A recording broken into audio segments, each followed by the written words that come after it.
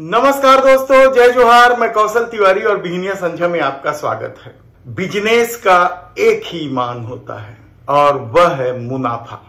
और जब सत्ता ही बिजनेस करने लग जाए तो फिर उसका ईमान क्या होगा। गौतम अडानी को लेकर बुरी तरीके से घिर चुके या अपनी छवि खराब कर चुके देश के प्रधानमंत्री नरेंद्र मोदी क्या अब गौतम अडानी के भारतीय जनता पार्टी के संगठन में हस्तक्षेप को भी चुपचाप बर्दाश्त कर रहे हैं? यह सवाल इसलिए उठ रहा है क्योंकि कर्नाटक से लेकर छत्तीसगढ़ में, यानी उन राज्यों में जहां खनिज की बाहुलता है या फिर गौतम अडानी के लिए हरियाली है, उन राज्यों में क्या गौतम अडानी बड़े ही आराम से संगठन पर हस्तक्षेप करके अपने लोगों को बिठाने का काम शुरू कर दिया? इस सवाल का हम जवाब ढूंढे इससे पहले हम आपको बता दें कि महतारी वंदन योजना को लेकर भारतीय जनता पार्टी ने छत्तीसगढ़ में जो फॉर्म भरा रहे थे उसे लेकर कांग्रेस ने न केवल चुनाव आयोग में शिकायत की है बल्कि उसकी विश्वसनीयता पर भी सवाल उठाए हैं। महतारी वंदना योजना, ये भारतीय जनता पार्टी की तरफ से इसको विज्ञापित किया जा रहा है। मेरी जानकारी में इस समय छत्तीसगढ़ में किसी भी विभाग में इस प्रकार की कोई योजना संचालित नहीं है। दूसरी बात ये कि इसमें ये जो फॉर्म है, ये फॉर्म कौन से विभाग को देना है, सक्षम अधिकारी कौन है जिसके समक्ष इसको प्रस्तुत किया जाना है, ये कुछ भी नहीं लिखी बात। जो 20 विधानसभाओं में चुनाव हो चुके हैं, ये फॉर्म महतारी वंदन योजना पंजीयन का फॉर्म उन विधानसभाओं में क्यों नहीं भराया जा रहा है? यदि वंदन है तो फिर पूरे में होना चाहिए। तो उन विधानसभाओं में चूंकि चुनाव हो चुका है, वोट का कोई समस्या है नहीं, इस कारण ये नहीं हो रहा है। तो कुल मिला के पूरा मामला चुनाव और वोट का खेल है। विश्वसनीयता पर सवाल उठाने की सबसे बड़ी वजह है मोदी की वह गारंटी जो कभी पूरा नहीं होती, या अमित शाह जिसे जुमला कहते हैं।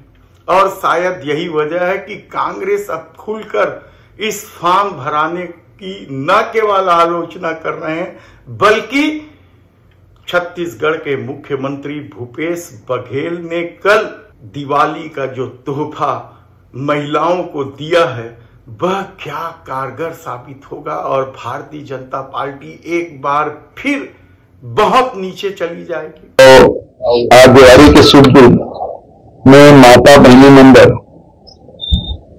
ये अपेक्षा कर रहा हूं कि ऊपर समृद्धि आए और सक्षम हम देखना चाहते हैं। और ये अवसर में, दिवाली के अवसर में मैं घोषणा कर रहा हूं कि आज आप सब कांग्रेस लौट दो, छत्तीसगढ़ की कांग्रेस सरकार बनाओ और छत्तीसगढ़ गृहलक्ष्मी योजना हम सरकार बनी फाइनेंस कर दो और सबको महतारी बहनी बनना 15,000 रुपये सालाना के लिए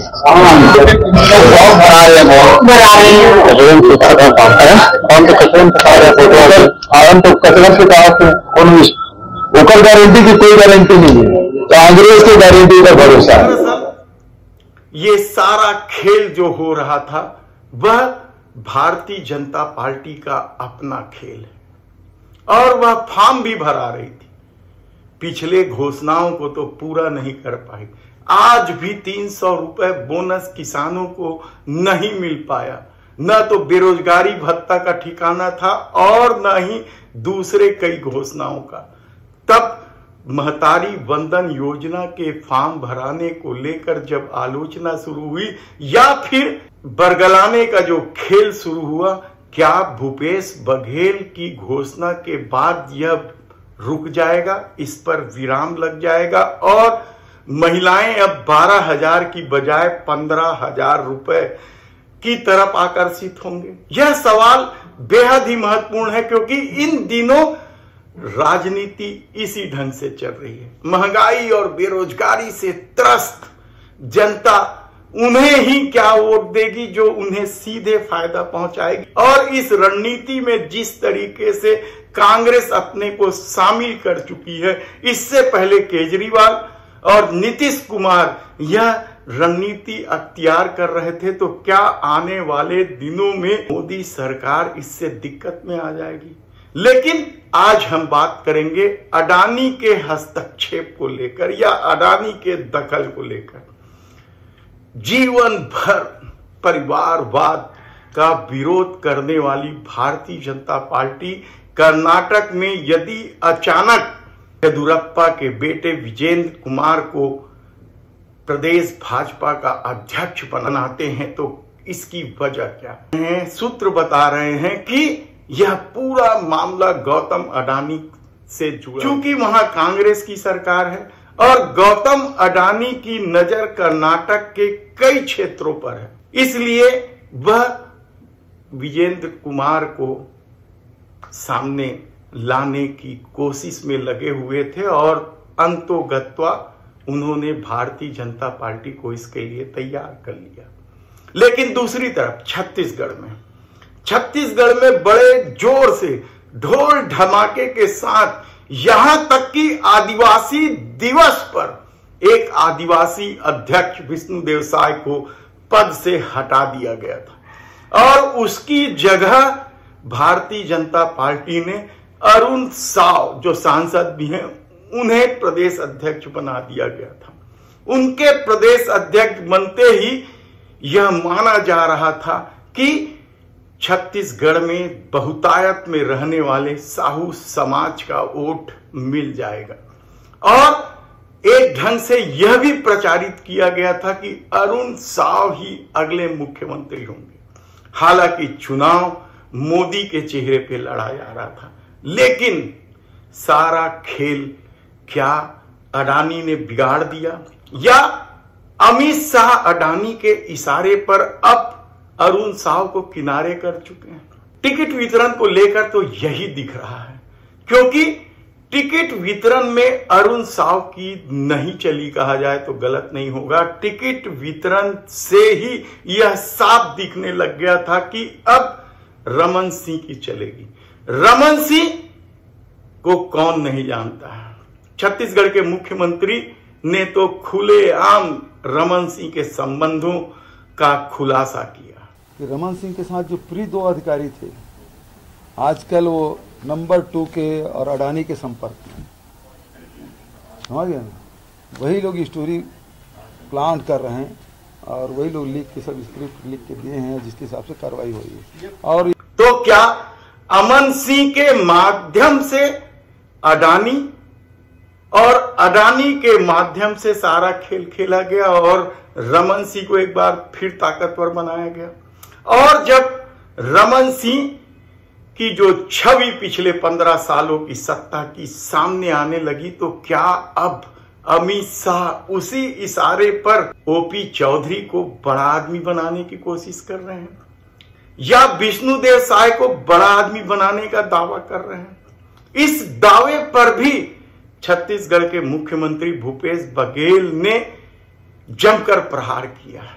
और उसके जिराने उतारने क्या जा रहा था, उसको वैसे दिल्ली में किसी बड़े पद में बिठा सकते हैं, है ना? वैसे खरसिया के लोग तो नकार दिए हैं और रायगढ़ के लोग नकारेंगे, तो बनाना है क्योंकि प्री है वो अमन सिंह जी को, और अमन सिंह जी हैं वो अडानी के खासम खास हैं, और अडानी जी के बात को न नंबर 1 टाल सकते हैं न नंबर 2 टाल सकते हैं, और इसलिए उस पर जोर लगा रहे हैं ताकि ये लोग आए तो छत्तीसगढ़ में वो अपने जो मित्र हैं उसका लाभ सुरक्षित कर पाएंगे। दरअसल कहा यह जा रहा है कि खरसिया से निकलकर रायगढ़ में चुनाव लड़ना ओपी चौधरी को भारी पड़ने लग गया है, क्योंकि वहां पहले से ही अघरिया समाज के स्थापित नेता सक्राजीत नायक के पुत्र प्रकाश नायक न केवल विधायक है बल्कि इस बार भी उन्हें ही टिकट दी। तो क्या ओपी चौधरी को जिताने के लिए अमित शाह इस तरह का खेल खेल रहे हैं कि उन्हें बड़ा आदमी बना देंगे, कह रहे हैं?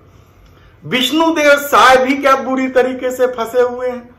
वे विष्णुदेव साय जिन्हें आदिवासी दिवस पर हटा दिया गया था पद से, उसे बड़ा आदमी बनाने की कोशिश करेंगे अमित शाह। ऐसे कई सवाल आपके जेहन में आएंगे, लेकिन सबसे बड़ा सवाल तो यह है कि क्या अरुण साव को किनारे करने से एक बार फिर साहू समाज, जो ज्यादातर कृषि के व्यवसाय में हैं, वे फिर एक बार कांग्रेस की गारंटी के साथ चले जाएंगे? क्योंकि पिछले बार यही हुआ था। उस समय ताम्रध्वज साहू बड़े नेता थे और कहा जा रहा था कि वे भी मुख्यमंत्री बन सकते हैं, और इस बार भी ताम्रध्वज साहू दौड़ से पीछे नहीं हटे हैं। कांग्रेस की सरकार बनते हर सर्वे में दिखाई दे रही है। तो ऐसे में क्या ताम्रध्वज साहू को मजबूत करने एक बार साहू समाज फिर निकल पड़े? क्योंकि राजधानी के चारों सीट पर आप नजारा देखेंगे तो आपको साफ दिखाई देगा कि साहू समाज किस तरीके से कांग्रेस की तरफ जा रहे हैं।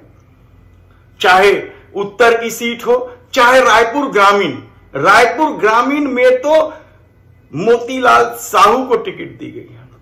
वे कभी चुनाव नहीं जीत पाए हैं, ये दूसरी बात है। और जब साहू समाज के अध्यक्ष थे तो किस तरीके से रमन सरकार पर प्रहार करते थे, उसी मोतीलाल साहू को टिकट दी गई है कि साहू वोटरों को साधा जा सके। लेकिन जब अरुण साव ही किनारे हो रहे हैं तो फिर मोतीलाल साहू, जिसकी स्थिति वैसे भी खराब है, तो क्यों साधना साहू समाज दूसरी तरफ चले? और शायद यही वजह है कि वहां मोतीलाल साहू की हालत बेहद खराब है।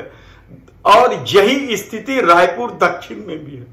रायपुर दक्षिण में तो शायद साहू समाज ने यह सोच लिया है कि जोगी कांग्रेस से जो प्रदीप साहू चुनाव लड़ रहे हैं उसकी तरफ मूव किया जाए, क्योंकि यदि ताकत दिखा देंगे साहू समाज दक्षिण में तो शायद आने वाले दिनों में कांग्रेस या भाजपा दक्षिण से साहू समाज के लोगों को टिकट दे दे।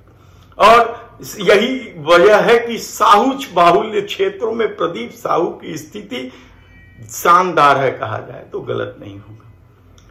उत्तर में भी यही हाल है, पश्चिम में बड़ी संख्या में साहू समाज के लोग रहते हैं।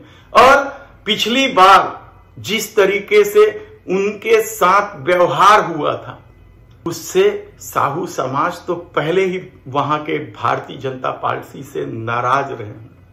ऐसी स्थिति में जब साव को किनारे किया जा रहा है तो क्या पश्चिम के भी साहू समाज के वोटर एक बार फिर कांग्रेस की तरफ चले गए हैं?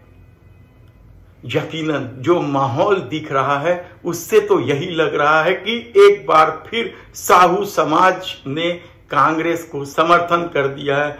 ऐसे में अडानी के हस्तक्षेप से खेले जा रहे खेल कब तक चलेंगे और इसका क्या परिणाम निकलेगा, यह हम आपको बताते रहेंगे। धन्यवाद।